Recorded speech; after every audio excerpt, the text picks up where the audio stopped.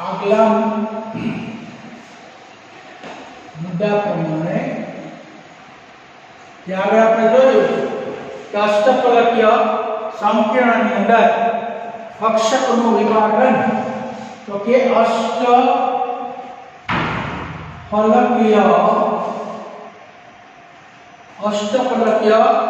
સંકીર્ણમાં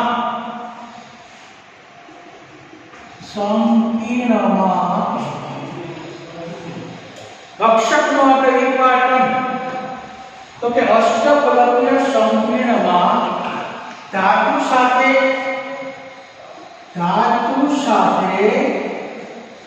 લિગેન્ડની અસરને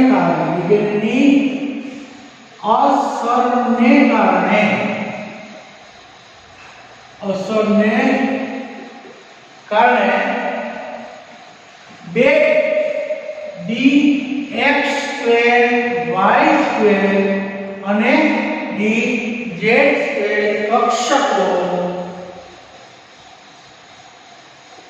કક્ષકો ઊંચા ઉર્જા સ્તર Eg માં ગોઠવાય છે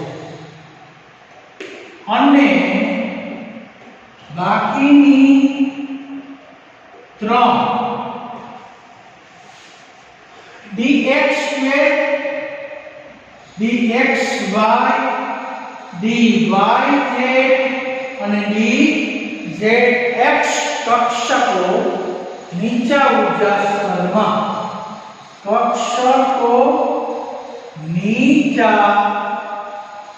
ઉર્જા સ્તરમાં ગોઠવાય નીચા ઉર્જા સ્તર T2G માં ગોઠવાય છે એટલે અષ્ટફલકીય સંકીર્ણમાં ધાતુ સાથે લિગેન્ડની અસર થાય ત્યારે બે કક્ષકો ઊંચા ઉર્જા સ્તર Eg માં અને ત્રણ કક્ષકો નીચા ઉર્જા સ્તર T2G માં ગોઠવાય એટલે સામાન્ય રીતે આ રીતે કક્ષકની અંદર ગોઠવણી થાય. હવે જ્યારે કક્ષકો નું વિભાજન થાય ત્યારે સ્ફટિક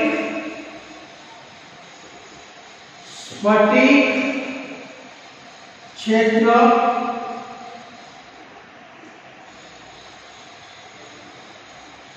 વિભાજન ઊર્જા ડેલ્ટા 0 કહે જેનું મૂલ્ય ડેલ્ટા 0 બરોબર Eg માઈનસ T2G વચ્ચેનો તફાવત. હવે બે dx2 y2 અને dz2 કક્ષકોની ઊર્જા dx2 y2 અને dz2 ની 3/5 ડેલ્ટા 0 જેટલી ઊર્જા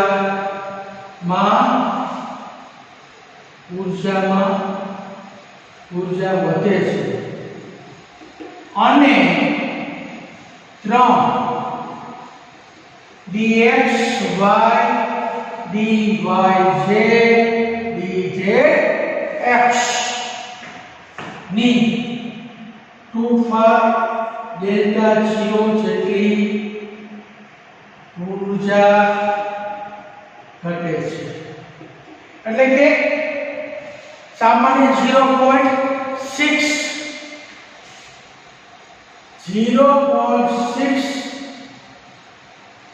જેટલી ઊર્જા વધે અને 0.4 જેટલી ઊર્જા ઘટે. એટલે 3/5 ડેલ્ટા 0 એટલે કે 0.6 જેટલી ઊર્જામાં વધારો થાય અને ત્રણ કક્ષક છે એની 0.4 જેટલી ઊર્જામાં ઘટાડો થાય છે. એટલે અષ્ટફલકીય આગલા મુદ્દાથી ચાલુ રાખીએ કે અષ્ટફલકીય સંકીર્ણમાં સ્ફટિક વિપાટન સમજાવો. હવે આપણે જોઈએ કે અષ્ટફલકીય સંકીર્ણની અંદર ડી કક્ષકમાં ઇલેક્ટ્રોનની ગોઠવણી.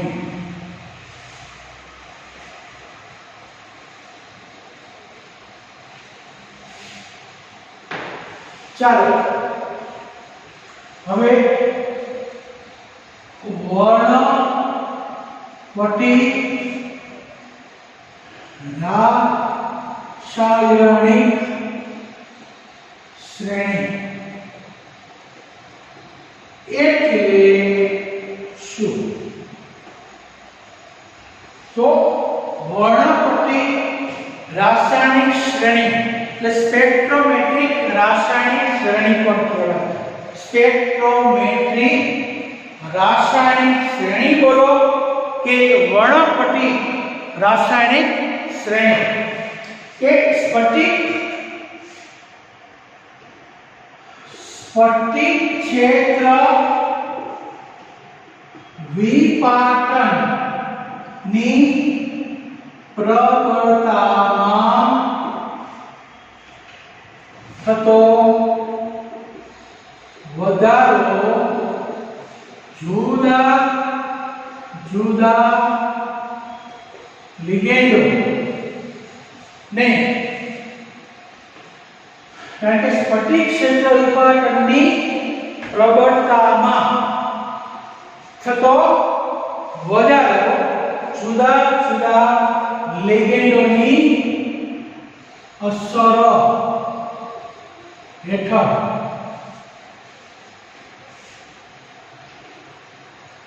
ગોઠવાય તો તેનાથી રચાતી શ્રેણીને વર્ણપટી રાસાયણિક શ્રેણી કહે છે. તો સ્ફટિક ક્ષેત્ર વિપાટનની પ્રબળતા જુદા જુદા લિગેન્ડની અસર હેઠળ ગોઠવાય. લિગેન્ડની અસર હેઠળ ગોઠવાતું જાય. વિપાટન જેમ પ્રબળ લિગેન્ડ એમ વિપાટન મોટું, જેમ નિર્બળ લિગેન્ડ એમ વિપાટન ઓછું. એવી રીતે ક્રમમાં ગોઠવાય. અસર હેઠળ ક્રમમાં ગોઠવાય. તો તેનાથી રચાતી શ્રેણીને વર્ણપટી રાસાયણિક શ્રેણી. તો સૌથી ઓછો I માઈનસ, પછી Br, પછી HCl, પછી Cl, પછી OH, F માઈનસ. એવી રીતે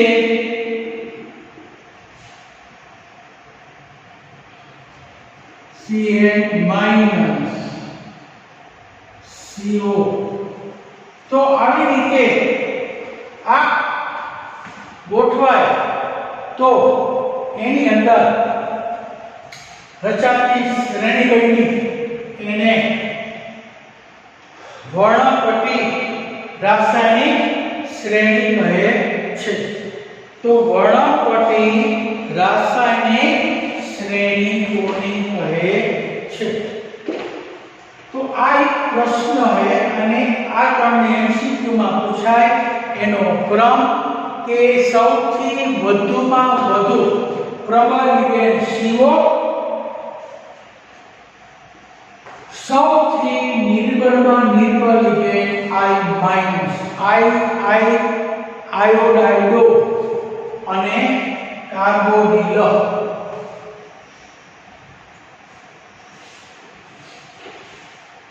ચાલો અષ્ટફલક્ય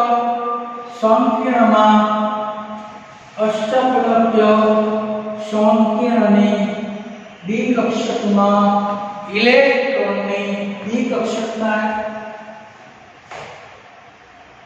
અષ્ટફલક્ય સંકીર્ણની ડી ઇલેક્ટ્રોનની ગોઠવણી।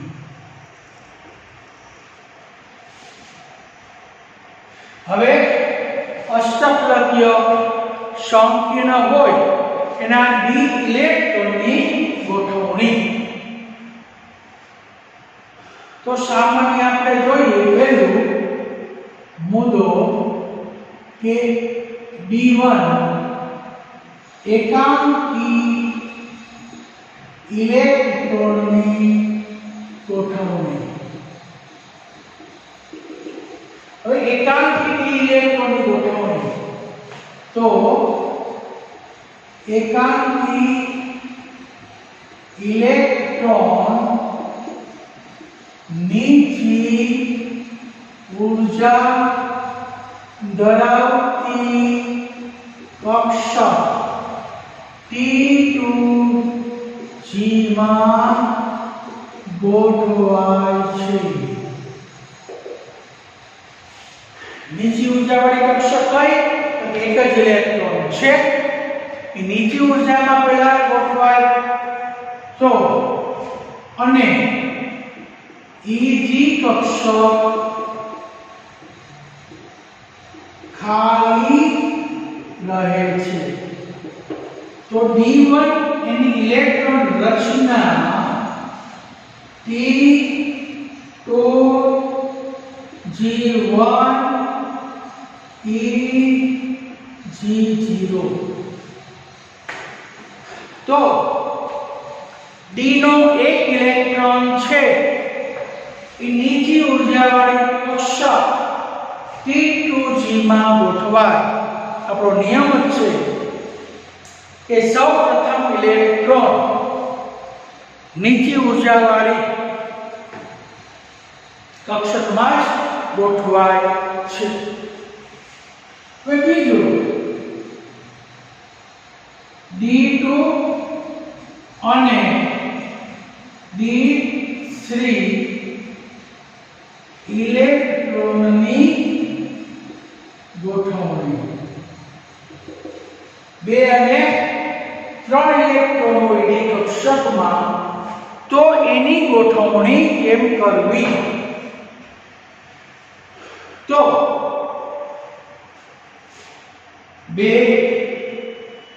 ઇલેક્ટ્રોન નીચી ઊર્જા ધરાવતી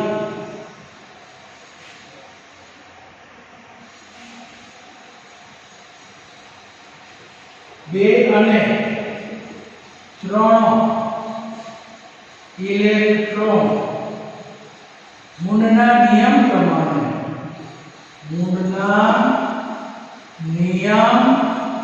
પ્રમાણે નીચી ઊર્જા ધરાવતી T2G કક્ષકમાં ગોઠવાશે। તો D2 માટે T2G2 Eg0 D3 માટે T2G3 Eg0 અને 3 એટલે કે ઇલેક્ટ્રોન આ હોન્ડના નિયમ પ્રમાણે xy y z x લખ્યું છે અહીંયા હોન્ડના નિયમ પ્રમાણે જ ગોઠવાય. હવે પહેલો નિયમ કીધો આપણે એક ઇલેક્ટ્રોન છે એટલે નીચે ઉભેલા સ્તરમાં ગોઠવાય. બીજો ઇલેક્ટ્રોન છે એક એક ઇલેક્ટ્રોન પહેલા ગોઠવાય હોન્ડના નિયમ પ્રમાણે. ત્રીજો ઇલેક્ટ્રોન છે એક એક પ્રમાણે ગોઠવાય હોન્ડના નિયમ પ્રમાણે. હવે બીજા ચોથો ઇલેક્ટ્રોન છે એની ગોઠવણીમાં કક્ષકનું બે વિભાગમાં વિભાજન થાય છે.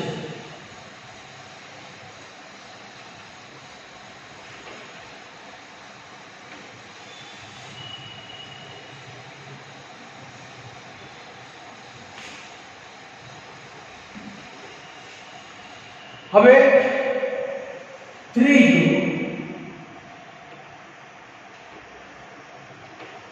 ચાર ઇલેક્ટ્રોનની ગોઠવણીમાં બે શક્યતા રહેલી છે. વિભાજન માટે બે શક્યતા રહેલી છે. હવે ચોથો ઇલેક્ટ્રોન નો પહેલું ચોથો ઇલેક્ટ્રોન ની ઊર્જામાં હાજર રહેલા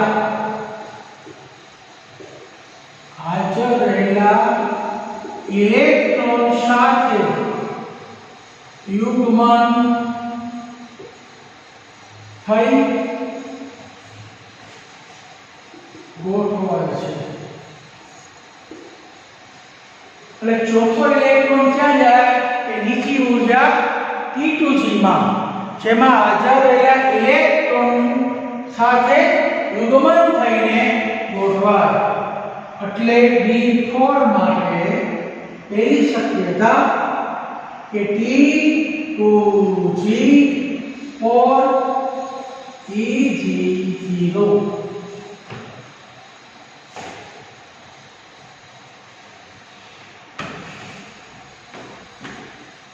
હવે ચોથો ઇલેક્ટ્રોન છે એ યુગ્મનની ઊર્જાને પાર કરી ઊંચા ઊર્જા સ્તર Eg માં ગોઠવાશે. બીજી શક્યતા કે ચોથો ઇલેક્ટ્રોન યુગ્મન ની ઊર્જાને પાર કરી ઊંચી ઊર્જા ધરાવતી કક્ષક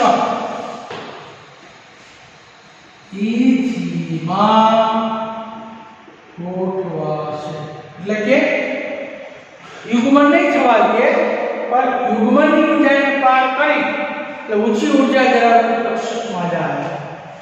તો D4 એ માટે T2G ના 3 તો છે Eg નો 1. એટલે બે શક્યતા છે. બે શક્યતામાંથી કઈ ધારણા બે શક્યતામાંથી કઈ શક્યતા સાચી હોય તે ડેલ્ટા 0 ની માત્રા અને ઇલેક્ટ્રોન યુગ્મની ઊર્જા P ઉપર આધાર રાખે છે. કઈ શક્યતા શક્ય બને છે? જો ચોથો ઇલેક્ટ્રોન છે એ નીચી ઊર્જામાં ગોઠવાય જેમાં રહેલો ઇલેક્ટ્રોન એની સાથે યુગ્મન થાય. એટલે આવી રીતના ત્રણ કક્ષક છે. આવી રીતના ત્રણ ઇલેક્ટ્રોન છે આમાં યુગ્મન થઈ ગયા. એટલે આ રીતે ગોઠવાય. એટલે હવે બીજી શક્યતા એ છે કે ચોથો ઇલેક્ટ્રોન છે એ યુગ્મન થાય એની ઉર્જાઓ એના કરતા ઓછી ઉર્જા જાય ત્યારે ઊંચા સ્તરમાં ફેંકાઈ જાય એટલે ઈજીમાં ગોઠવાય.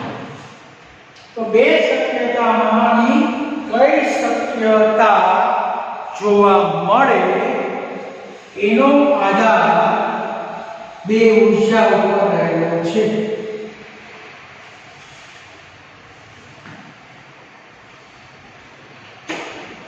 ચાલો હવે આ બે શક્યતા માંથી કઈ શક્યતા જોવા મળે તેનો આધાર ડેલ્ટા 0 ની માત્રા એટલે વિપાટનની માત્રા અને ઇલેક્ટ્રોન યુગ્મની ઊર્જા p ઉપર રહે છે. તો ઇલેક્ટ્રોન યુગ્મની ઊર્જા p અને વિપાટનની માત્રા કેટલી માત્રામાં છે, વધુ માત્રામાં કે ઓછી માત્રામાં, એના ઉપર ખાસ શક્યતા રહેલી છે. હવે એમાં પહેલું જો ડેલ્ટા 0 કરતા p યુગ્મન ની ઊર્જા વધુ તો ચોથો ઇલેક્ટ્રોન ઊંચા ઊર્જા સ્તર Eg માં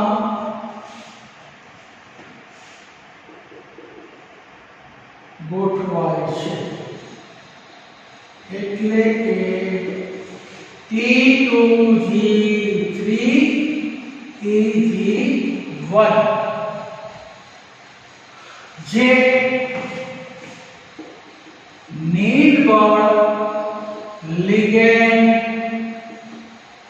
ક્ષેત્ર કહે, નિર્બળ લિગેન્ડ ક્ષેત્ર કહે. કારણ કે નિર્બળ લિગેન્ડ ક્ષેત્ર હોય એની અંદર નિર્બળ લિગેન્ડ ક્ષેત્ર એની અંદર ઇલેક્ટ્રોન છે એ નીચી ઉર્જામાં રહેવાને બદલે ઊંચી ઉર્જામાં જાય, જેને ઉચ્ચ ભ્રમણ સંપૂર્ણ બનાવે, જે ઉચ્ચ ભ્રમણ સંકીર્ણ બને. દાખલા તરીકે એમાં Cl H2O F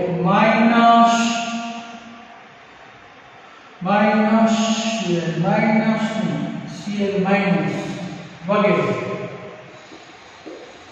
જે નિર્બળ લિગેન્ડ કરે કે યુગ્મનની ઉર્જાને પાર કરી ઉચ્ચ પ્રમાણ ઊંચી ઉર્જા કક્ષકમાં ઇલેક્ટ્રોન ગોઠવાય. બીજી શક્યતા જો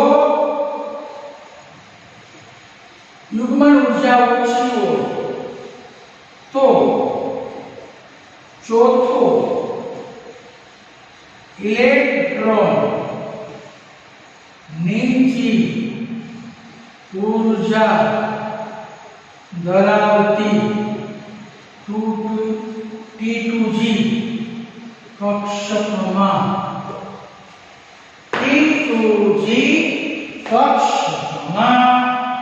ઇલેક્ટ્રોન ગોઠવાય છે. અને યુગ્મનની માત્રા ઓછી હોય, સ્ફટિક વિપાટન મોટું હોય તો ઊંચા ઉર્જા સ્તરમાં ન જઈ શકે, એટલે નીચી ઉર્જામાં જઈએ. કારણ કે અહીંયા આ ક્ષેત્ર વધી જાય તો ઇલેક્ટ્રોન નીચેથી જાય અને આ ક્ષેત્રફળ નાનું થાય તો ઇલેક્ટ્રોન ઉપર વધે. એટલે બીજી શક્યતા કે સ્ફટિક વિપાટન ની માત્રા જે ઊંચી જાય એક ઇલેક્ટ્રોન નીચી ઊર્જા ધરાવતી કક્ષક T2G માં ગોઠવાય છે. એટલે કે T2G or Eg0 બને છે. તો આવું ક્યારે બને કે આ પ્રકારના સ્ફટિકની અંદર નિર્બળ લિગેન્ડને બદલે પ્રબળ લિગેન્ડ ક્ષેત્ર પ્રબળ લિગેન્ડ ક્ષેત્ર ઉત્પન્ન થાય જેને પ્રબળ લિગેન્ડ ક્ષેત્ર કહે છે. જેમાં નીચું ભ્રમણ થાય. ઇલેક્ટ્રોનનું ભ્રમણ હંમેશા નીચું, તો નીચા ભ્રમણ સંકીર્ણ બનાવે કે જે નીચા ભ્રમણ સંકીર્ણ બનાવે.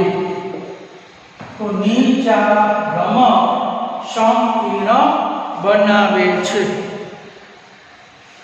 તો સામાન્ય રીતે નીચા ભ્રમણ સંકીર્ણ બનાવે છે. તો આ છે અષ્ટકલકીય સંકીર્ણની અંદર ઇલેક્ટ્રોનની ગોઠવણી માટેના આ નિયમો.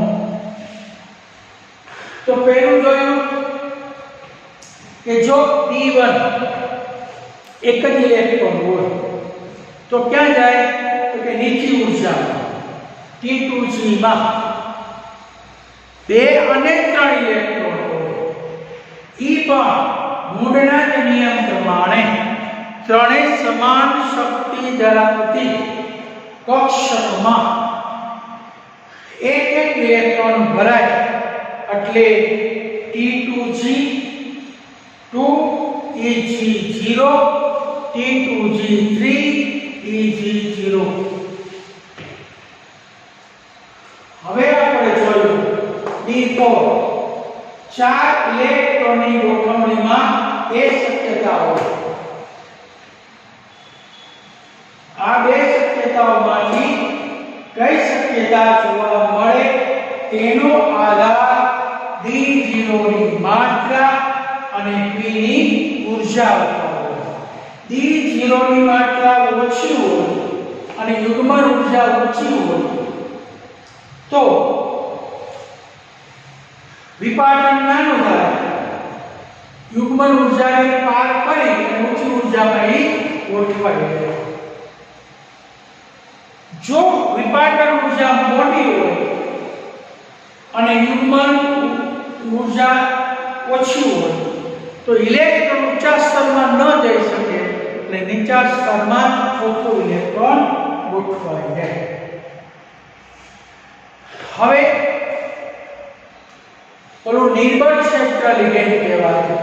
આ પ્રબળ ક્ષેત્ર લિગેન્ડ પ્રબળ લિગેન્ડ ક્ષેત્ર કહેવાય જે નીચા પ્રમાણ સંકીર્ણ બનાવે ઓલું ઉચ્ચ પ્રમાણ સંકીર્ણ બનાવે. એટલે આ બે વચ્ચેનો તફાવત પણ પૂછી શકાય.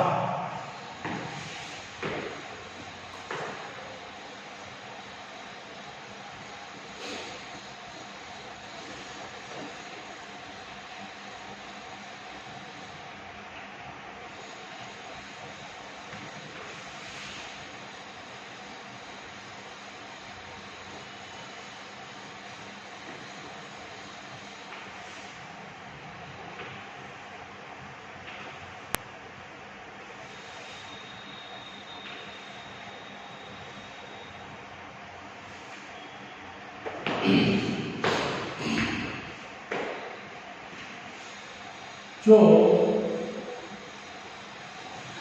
ટૂંકમાં સમજો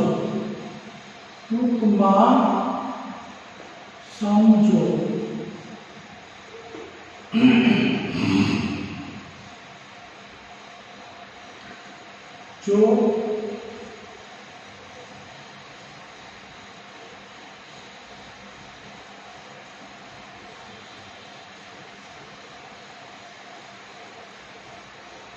આ E3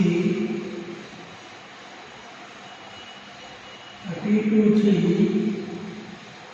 આ E3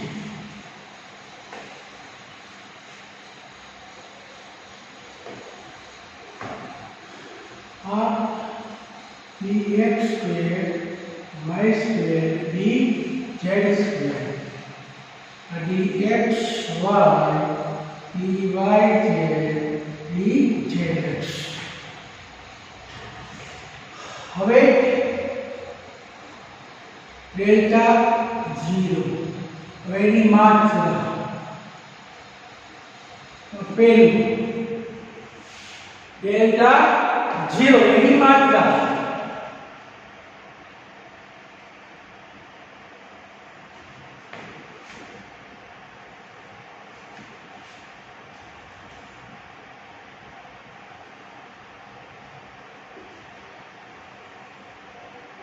delta 0 P2 E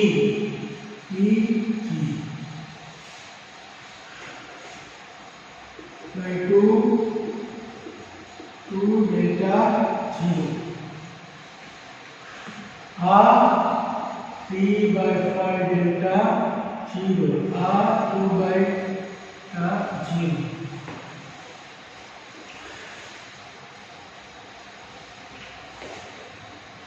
હવે બીજી શક્યતા પહેલી શક્યતા અને બીજી શક્યતા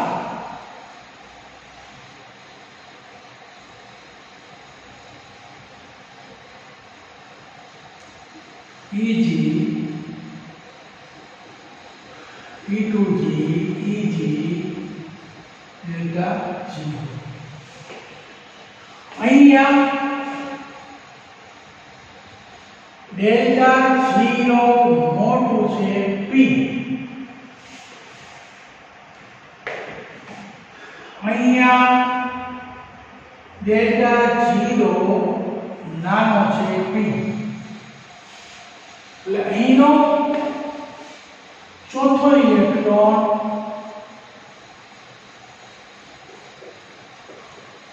અહીંયા ચોથો ઇલેક્ટ્રોન નીચે આ ઇલેક્ટ્રોન ઊંચા ઉર્જા સ્તરમાં જાય આ ઇલેક્ટ્રોન નીચા ઉર્જા સ્તરમાં ગોઠવાય એટલે સામાન્ય રીતે આપણે બે ઉર્જા સ્તર બતાવ્યા એક નીચા ઉર્જા સ્તર અને બીજો ઊંચા ઉર્જા સ્તર તો આનો જે ગાળો વધી જાય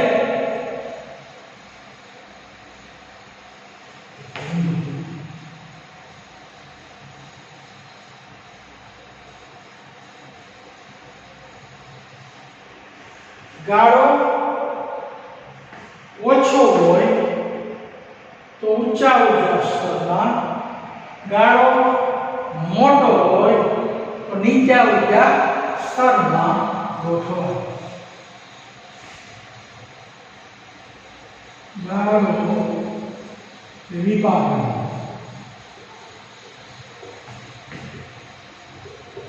મોટો હોય તો इलेक्ट्रॉन नीचा ऊर्जा स्तर P2G માં ગોઠવાય છે જેમ ગાળો નાનો જેમ ગાળો મોટો જેમ ગાળો મોટો એમ ઇલેક્ટ્રોન નીચા ઉર્જા સ્તર જેમ ગાળો નાનો એમ ઇલેક્ટ્રોન ઊંચા ઉર્જા સ્તર જેમ વિપાટન ઓછું વિપાટન ઓછું. તો વિપાટન ઓછું કેમાં થાય? નિર્બળ લિગેન્ડ ક્ષેત્ર. વિપાટન ઓછું તેમ ઇલેક્ટ્રોન ऊर्जा स्तर માં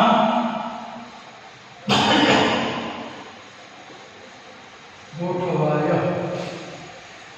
અને નિયમ છે કે વિપાટન ઓછું હોય ને તો નિર્બળ લિગેન્ડ ક્ષેત્ર કહેવાય. વિપાટન મોટું હોય એમ પ્રબળ લિગેન્ડ ક્ષેત્ર કહેવાય. પ્રબળ લિગેન્ડ ક્ષેત્ર એટલે નીચ ભ્રમણ સંકીર્ણ બનાવે અને નિર્બળ લિગેન્ડ ક્ષેત્ર એ ઉચ્ચ ભ્રમણ સંકીર્ણ બનાવે. એટલે સામાન્ય રીતે આ બે ગાળાની અંદર આ ગોઠવાય.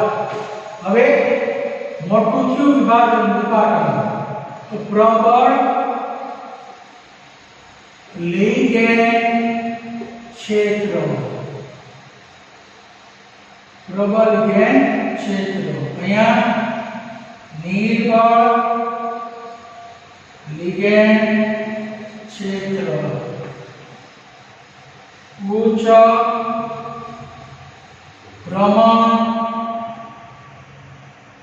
સંકીર્ણ. આ નીચા ભ્રમણ સંકીર્ણ. તો ઉચ્ચ ભ્રમણ સંકીર્ણ અને નીચા ભ્રમણ સંકીર્ણ.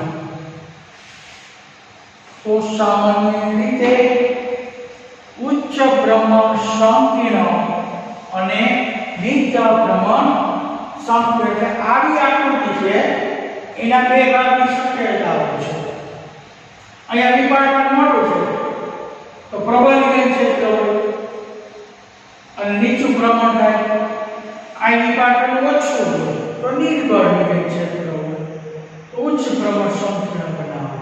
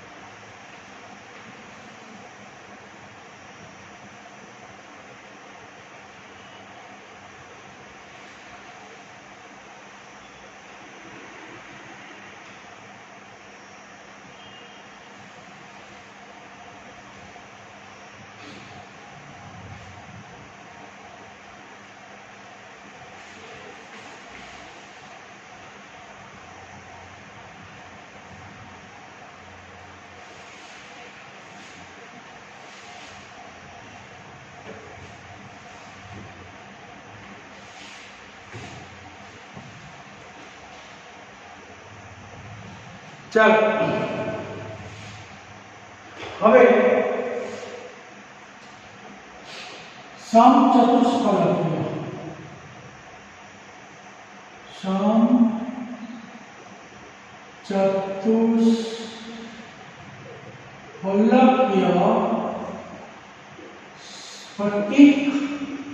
સ્ફટિકમાં વિપાટન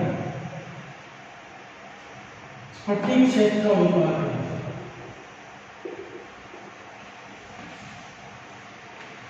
તો અષ્ટફલકીય ક્ષેત્ર વિપાટન એની અંદર ધાતુ આયન અને લિગેન્ડ વચ્ચે અપાકર્ષણ થાય એટલે ડી કક્ષકનું વિપાટન થાય. જો ધાતુ આયનની ડી કક્ષકોની દિશા લિગેન્ડની દિશા તરફ ગોઠવાય તો અપાકર્ષણ વધારે હોય છે અને ધાતુ આયનની કક્ષક લિગેન્ડની દૂર દિશામાં ગોઠવાય તો અપાકર્ષણ થાય છે. મોટા ભાગે કક્ષક dxy dyz dzx ઈ બે અક્ષની વચ્ચે ગોઠવાય લંબાકર્ષણ ઓછું થાય એટલે એની ઊર્જા નીચી જાય જ્યારે બે કક્ષક dx2 y2 અને dz2 એની દિશા લીગેની દિશા તરફ જ ગોઠવાય લંબાકર્ષણ વધારે એને કારણે એની ઊર્જા ઊંચા સ્તરમાં ગોઠવાય જેને બીજી કક્ષકની ઊર્જા ઓલી T2g વડે દર્શાવાય હવે સમચતુષ્ફલકીય સ્ફટિક ક્ષેત્ર નું વિભાજન તો અષ્ટફલકીય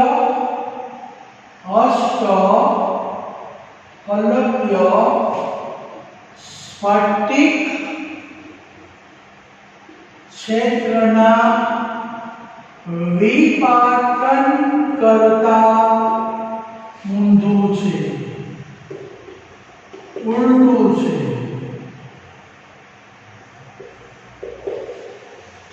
એમાં ઈ વિભાજન સમચતુષ્ફલકીય સ્ફટિક ક્ષેત્રનું વિભાજન અષ્ટફલકીય સ્ફટિક ક્ષેત્રના વિભાજન કરતા ઊંધું છે એટલે 5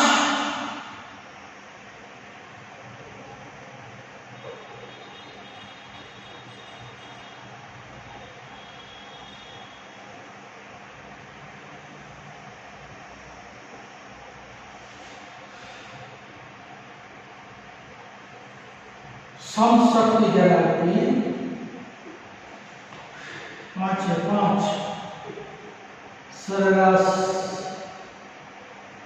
ऊर्जा डी कक्षक એનું વિભાજન થાય ત્યારે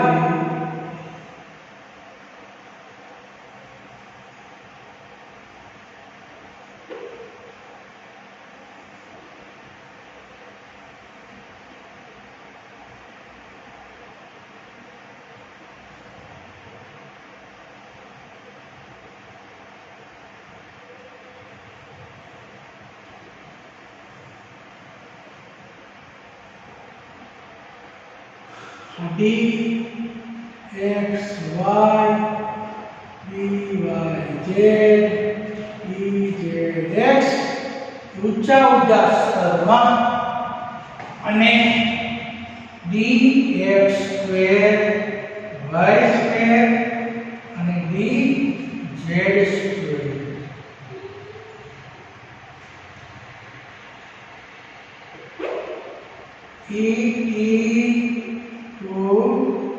G आ एनी डेल्टा 0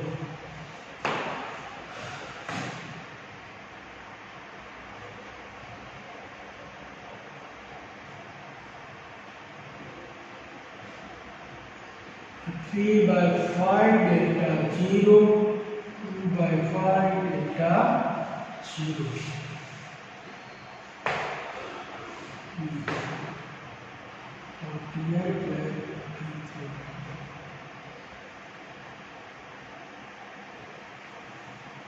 ऊर्जा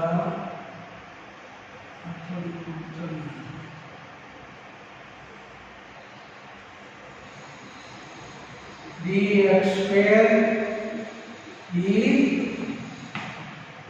2/5 delta 0 and 3/5 delta 0 એટલે આને કહેવાય T2g માં ઉલટી જાય કે આ ઊર્જા ઓછી થઈ જાય વિભાજન આ ઊર્જાનો વધી જાય તો સામાન્ય રીતે સમચતુષ્ફલકીય રચનાનું સ્ફટિક ક્ષેત્ર વિભાજન અષ્ટફલકીય વિભાજન કરતા ઊંધું છે. અહીંયા અષ્ટફલકીય સ્ફટિક ક્ષેત્ર विभाजन ऊर्जा डेल्टा 0 करता सम चतुष्फलकीय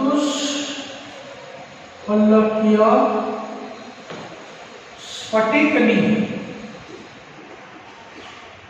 ऊर्जा डेल्टा 0 ઓછી હોય છે.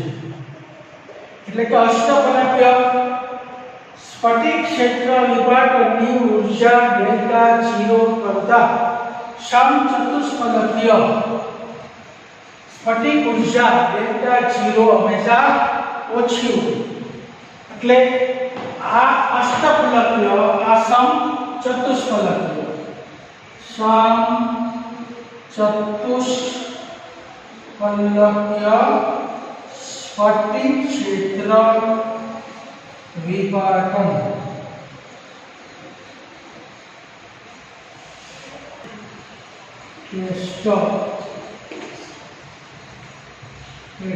सम चतुष्फलकीय स्फटिक क्षेत्र विभाजनની आकृति દોરો.